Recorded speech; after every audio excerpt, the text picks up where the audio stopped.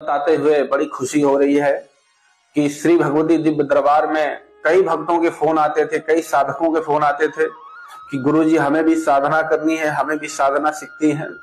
तो पहले इस चीज के लिए ना ही हमें अपने गुरु से अनुमति थी और ना ही इस चीज का समय मिल पाता था। तो आप लोगों को बड़े हर्ष के साथ सूचित किया जाता है, जो भी साधक साधना करना चाहते हैं, दरबार लगाना चाहते हैं, तो बहुत ही जल्द अगली अमावस्या से दरबार में साधना शिविर का आयोजन होने जा रहा है। सभी लोग अपना रजिस्ट्रेशन करवा सकते हैं और साधना शिविर में भाग ले सकते हैं। साधना शिविर की सारी जानकारी आपको इसी वीडियो पर ये जो नंबर दिख रहा है उस पर मिल जाएगी। जितने भी भक्त, जितने भी साधक दरबार पर पधार रहे हैं, उनको एक बहुत जरूरी सूचना यह भी है कि जो लोग अपने दिमाग में ये सोच करके आ रहे हैं कि हम लाख रुपए ले लो महाराज जी हमें शक्ति दे दो, या 2 लाख रुपए ले लो हमें शक्ति दे दो, या 10 लाख रुपए ले लो हमें शक्ति दे दो, तो ऐसा कहीं नहीं होता है मेरे हिसाब से।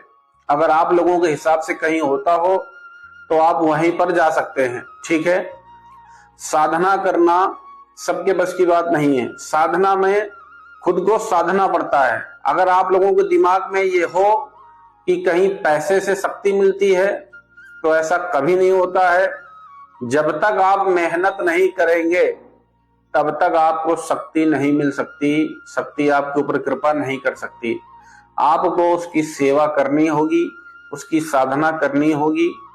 अब कई लोग ये कहते हैं गुरुजी बता दीजिए कितने दिन में सिद्ध हो जाएगी, तो ये किसी को नहीं पता कि कौन सी शक्ति कितने दिन में सिद्ध हो जाएगी।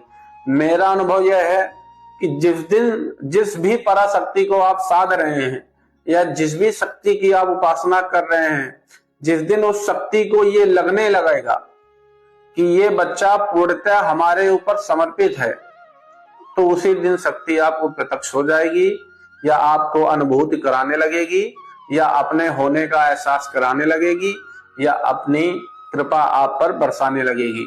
इसलिए जो लोग ये पैसा लिए जेब में घूमते रहते हैं कि इतना ले लो, लिया जाता है, साधना में जो शुल्क आता है वो भी लिया जाता है, और जो साधना की सामग्री होती है उसका भी शुल्क लिया जाता है।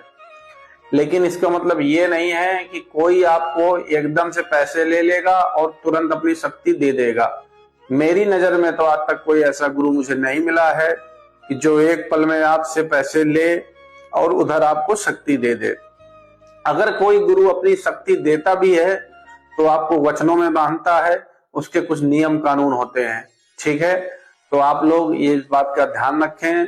जो लोग अपने दिमाग में इस बात का फितूर पैदा कर रहे हैं तो वो कृपा दरबार में ना आए, क्योंकि वो साधना में असफल हो जाएंगे। उनकी सामग्री का एवं सहायता शुल्क का पैसा भी बर्बाद जाएगा, और फिर कल को वही लोग दरबार पर और हमारे ऊपर उंगली उठाएंगे कि गुरुजी ने तो हमारे पैसे मार लिए, गुरुजी ने हमारे पैसे खा लिए। और अपनी कमी आज के जमाने में कोई नहीं बताता है कि हमको बताया गया था कुछ और हमने किया है कुछ। तो साधना के लिए सिर्फ वही साधक है जो तन मन धन से पूर्ण, उसके अंदर दिन रात केवल एक जन कल्याण करने की इच्छा हो और उसको समाज कल्याण करने की इच्छा हो। और जब हम जन कल्याण करते हैं और समाज कल्याण के बारे में सोचते हैं तो अपना कल्याण खुद पे खुद होने लगता है। तो सभी साधक ध्यान से सुने कि कोई भी साधक जिसका मन साधना में नहीं लगता है या वो सिर्फ पैसे लेके चारों तरफ घूम रहा है, तो कृपया करके वो दरबार में ना आवे, क्योंकि उसकी साधना ना तो सफल होगी और हमारे ऊपर प्रश्नवाचक चिन्ह अलग से लग जाएगा।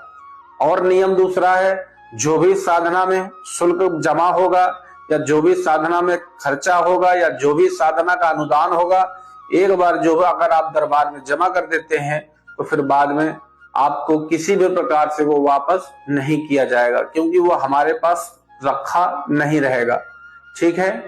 कल पर कोई उंगली उठाए, कोई 2 बातें करे, ये मुझे कतई बर्दाश्त नहीं है। इसलिए जिसके अंदर तन मन धन से इच्छा हो गद्दी चलाने की, जन कल्याण करने की, वही दरबार में आ सकता है। जय श्री राम।